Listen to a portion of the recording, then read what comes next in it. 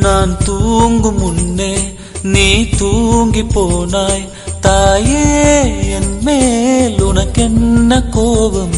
கண்ணான கண்ணே, என் தெய்வ பெண்ணே, கண்ணில் தூசி நீ ஊத வேண்டும். ஐயோ, ஏன் இந்த சாபம்? எல்லாம் என்றோ நான் செய்த பாவம்.